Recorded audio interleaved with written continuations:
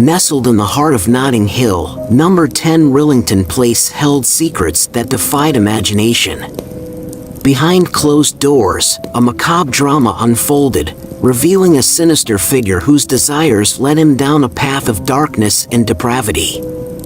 As each layer of deception was peeled away, a disturbing tapestry emerged, woven with the lives of unsuspecting victims and the twisted mind of a man known as John Christie.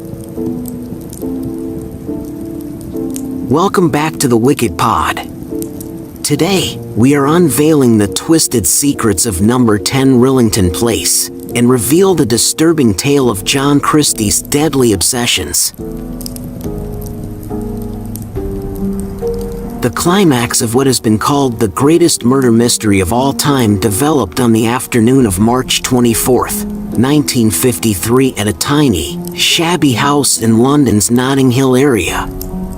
A Jamaican tenant named Beresford Brown was preparing to redecorate the ground floor kitchen and was looking for a place where he could put up a shelf. When he tapped the wall in the corner, it sounded hollow, and he realized that he was looking at a cupboard that had been covered over with wallpaper.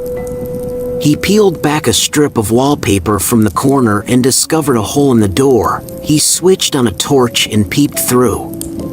And what he saw was unmistakably the back of a naked woman who seemed to be bending forward with her head between her knees, as if being sick.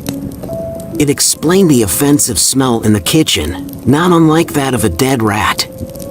The police were there within minutes, so was the pathologist Dr. Francis Camps. The cupboard door was opened, and the seated body was seen to be supported by a piece of blanket which was knotted to her brassiere.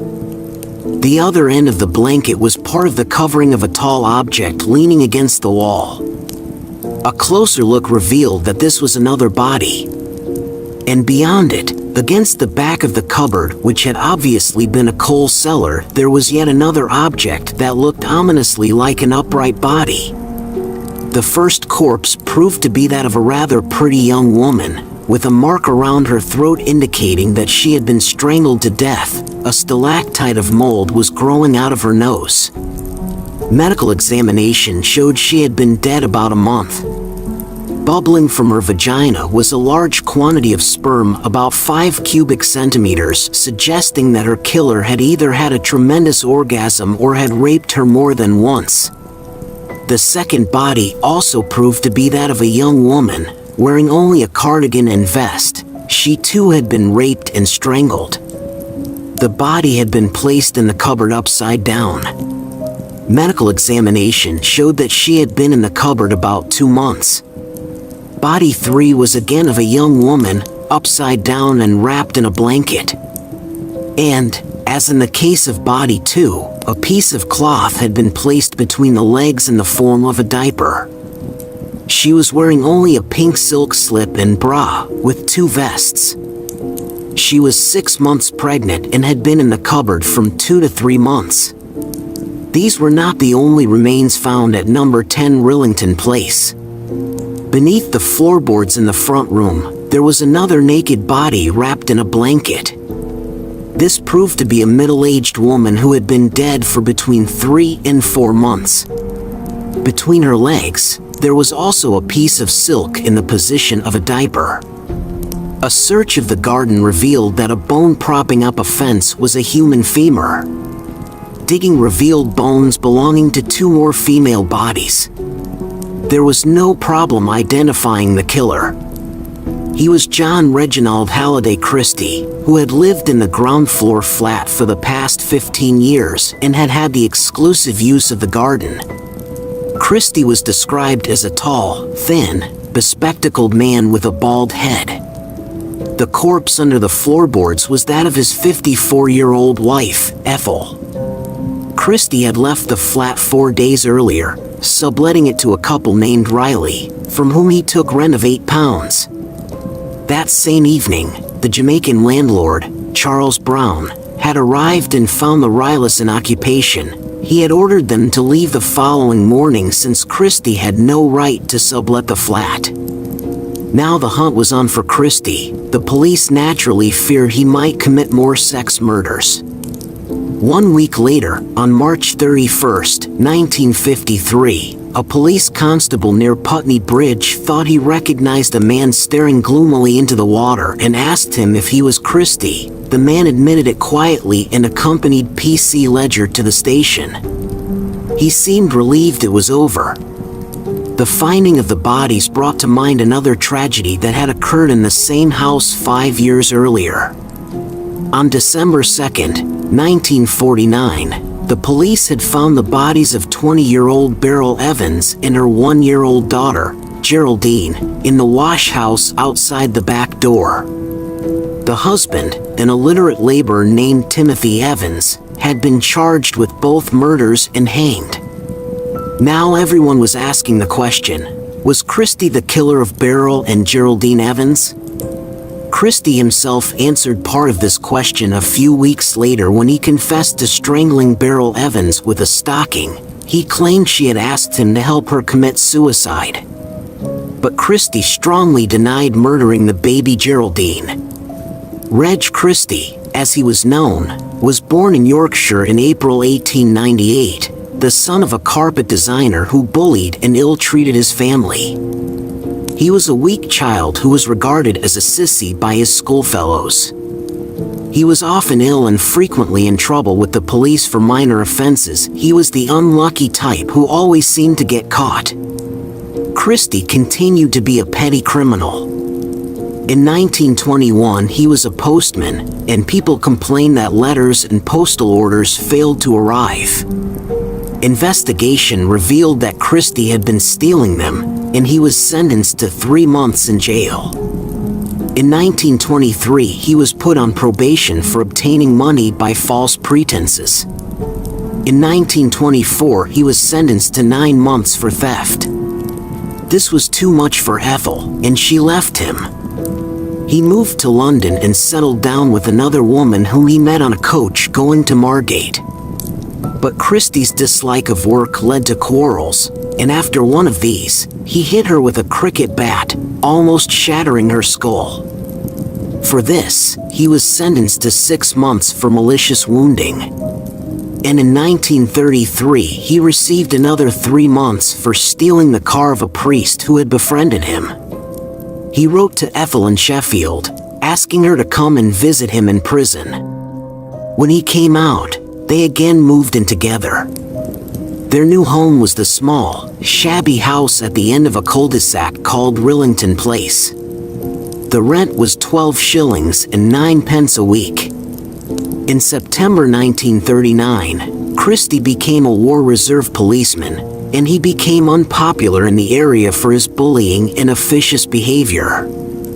He loved to run in people for minor blackout infringements.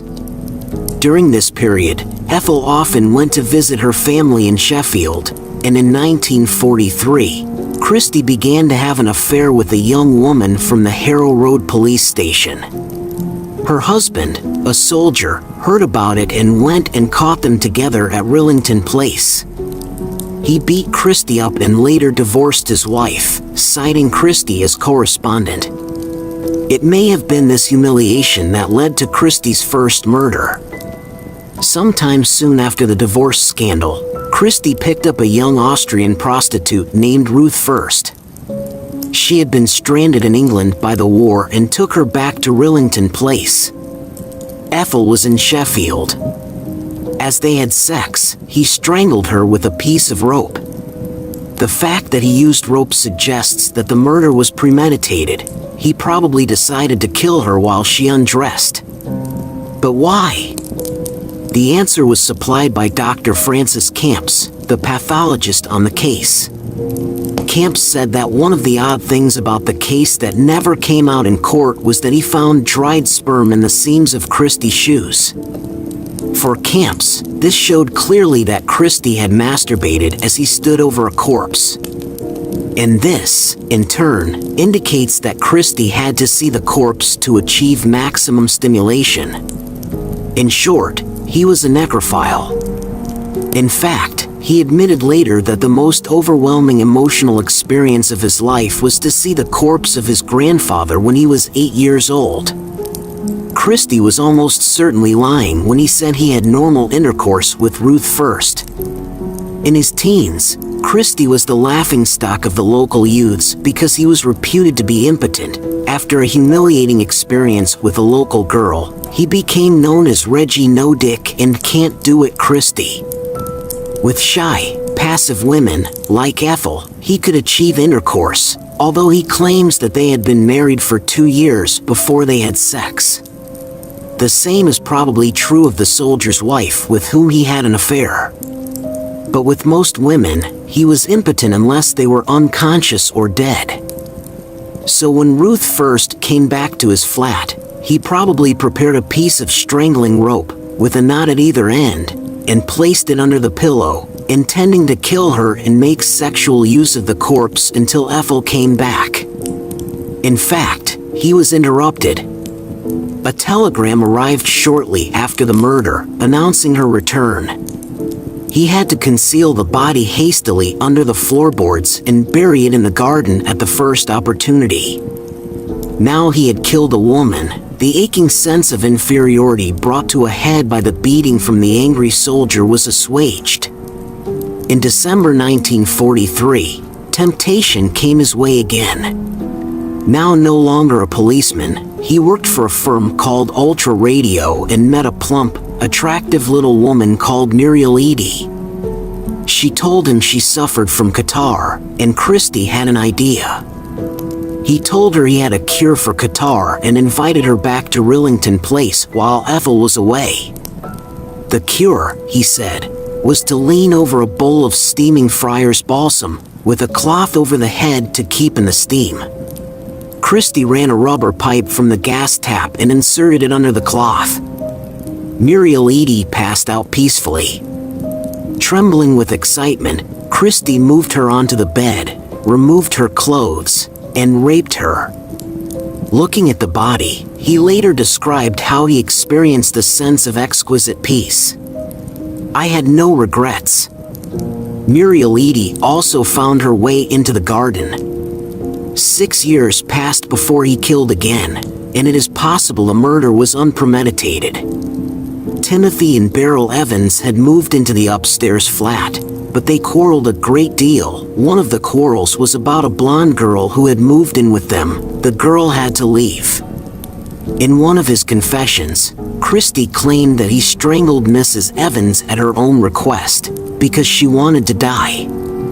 There may be an element of truth in this. But what Christie failed to mention is that Beryl Evans had again discovered herself to be pregnant and wanted an abortion. Christie, who loved to swagger, had told Timothy Evans that he had once studied to be a doctor. And Evans asked Christie if he could perform an abortion. What happened next is a matter of conjecture, but the view of Ludovic Kennedy, in his book 10 Rillington Place, is well argued. Christie went into the room where Beryl Evans was waiting for him. She removed her knickers and lay down with her legs apart. Christie inserted a finger, or perhaps a spoon, then was overcome with sexual desire and tried to climb on her. Beryl struggled, Christie strangled her and then raped her. When Timothy Evans came home, Christie told him that his wife had died as a result of the abortion, and that he, Evans, would almost certainly be blamed. Evans, a man of subnormal intelligence, panicked. He allowed Christie to do his thinking for him. And what Christie apparently advised was that the baby should be looked after by some people in Acton, and Evans should vanish. Evans did vanish, to Merthyr Vale in Wales, and spent 10 days with an aunt and uncle. Then he decided to go back to London, to give himself up to the police. They came and found the bodies in the wash house, and Evans was charged with murder. And here we encounter the first mystery of the case. Evans then made a full confession to murdering his wife and baby by strangulation. This was admittedly his second confession. In the first, he had stated that Beryl had died as a result of an abortion performed by Christie. But he repeated his confession to murdering his wife and child the following day. So although he withdrew the second confession a fortnight later, the police had no reason to believe his assertion that the real killer was Christie. At the trial, Christie appeared as a witness for the prosecution, and Evans was hanged on March 9, 1950. Ethel Christie had a strong suspicion, amounting to a certainty, that her husband was somehow involved in the murders. She had noticed his extreme nervousness at the time. She confided her belief to a neighbor, and when Christie came in and caught them discussing the case, he flew into a rage. This could explain why, on December 14, 1952, he strangled her in bed. It could also have been that he experienced a compulsion to commit more sex crimes, and Ethel stood in the way. Christie told her family in Sheffield that she was unable to write because she had rheumatism in her fingers. In mid-January 1953, Christie picked up a prostitute called Kathleen Maloney in a pub in Paddington and invited her back to his flat. As she sat in a deck chair in the kitchen, he placed the gas pipe under the chair. She was too drunk to notice. When she was unconscious, he raped her and put her in the cupboard. The next victim, Rita Nelson, was 6 months pregnant. Christie may have lured her back with the offer of an abortion. She also ended in the cupboard. About a month later, Christie met a girl called Hectorina McLennan, who told him she was looking for a flat. She and her boyfriend actually spent 3 nights in Christie's flat. Now devoid of furniture, Christie had sold it.